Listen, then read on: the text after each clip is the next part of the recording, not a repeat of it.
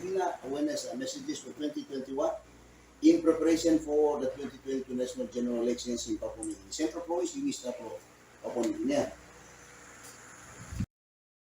Page here it says island of gold. Papua New Guinea is an island of gold floating on a sea of oil powered by gas, yet 95% of the people live in poverty. Meaning that the 5% of the people, 500,000, those are the people with businesses, and those are the people with PMEs, and those are the people with coffee plantation and everything. And their money, like every day they are making money. At least 5 days a week they are making money. And the rest of us, nothing. That's 5%, nothing. Okay, in this presentation here, I'll be talking about Rural Service Delivery Local Governance Project, or it is called Community Driven Development. Before, in the 70s, before independence, they used to call them Office of Rural Development. They still have it now, but what they are doing now here is not right. This is the way we're supposed to do it to bring what is named development to our people, because in 2015 to 2017, with 2 million kina, we gave 43 projects to Central Province. With 2 million kina, we gave 31 projects to Western Province, 74 altogether, 74 projects altogether with 4 million kina. Our members are getting 10 million, government is getting 11 million. Where they put in that money? Number 2 is talking about the voting culture in Papua New Guinea, otherwise Central Province, and characteristics of an ideal candidate, both for open and regional.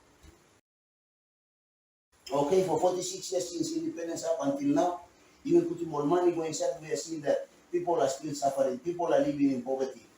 So if we go back to the Bible, we will see that when Israel was in trouble in the Old Testament times, God raised a woman by the name of Prophetess Deborah to rescue Israel. You can find that in the book of Judges, chapter 4, verses 1 to 24. She pleased God, and God used this lady to set Israel free. Service Delivery Local Governance Project, or CDD, Community Driven Development. You find that in Cloudy Bay, you find that in Rigo Inland, you find that in Kairuku, you find that in Tapini. Right now, from Tapini, it's supposed to go to Waitape, they gave it to Koyari because Waitape got no road. Kairuku, they have scaled it up to Mekeo.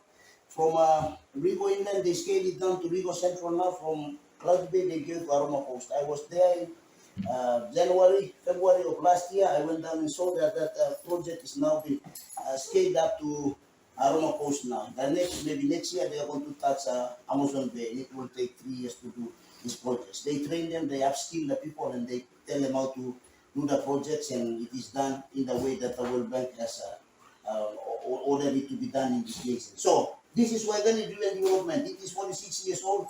I put a triangle there so that you will understand. This triangle is the opposite. We're turning this one down. This is bottom-up planning. That is organic-driven development. For 46 years, you've been doing that. So organic-driven development, 46 years old, it has never worked, expensive, and corrupt. Too many bosses. I said 75 to 21 last year, 2021. 46 years. As I am going through, I'm going to explain what I am saying here. So listen carefully so you can join the bits together and get a clear picture. Okay, Rufina Peter and the World Bank. We brought this one, community driven development. The World Bank chose here to bring it. It has worked in 74 wards, 43 in Central Province, 31 in the Western Province. Easy and transparent, 7 years old. From 2015 to 2021, it is 7 years old in Papua New Guinea. It has happened in Indonesia, I think, and in some of the countries in the Pacific and Philippines, those areas. They tried this one and it has worked. So when we brought it to Papua New Guinea, I was the logistics coordinator for Tapini LLG, so I know what I am talking about over here.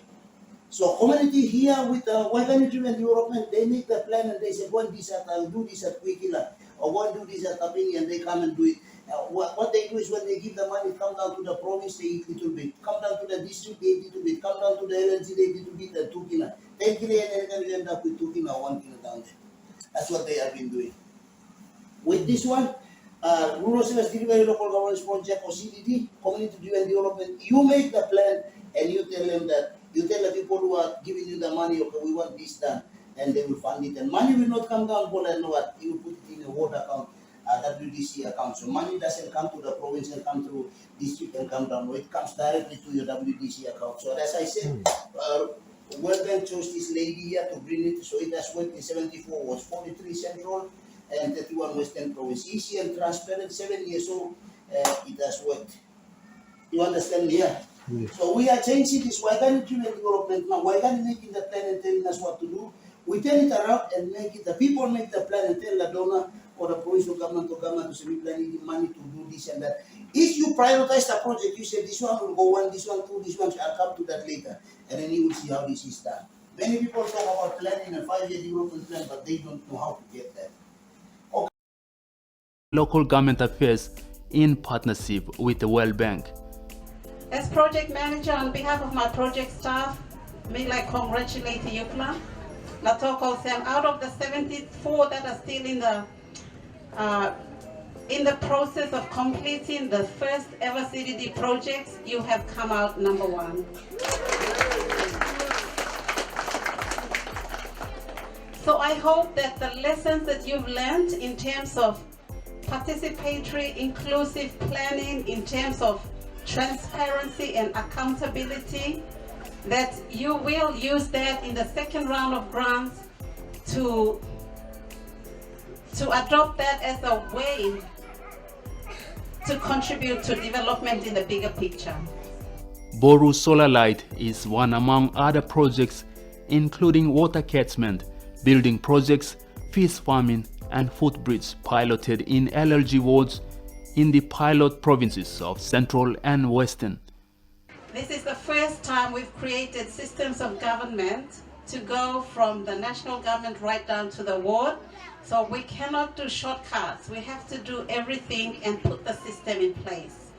That's why your last lots of reports, your financial acquittals, your sub-project completion report, your technical audit and other audits, safeguards audits, we will have to check that everything is ticked off. But otherwise, congratulations.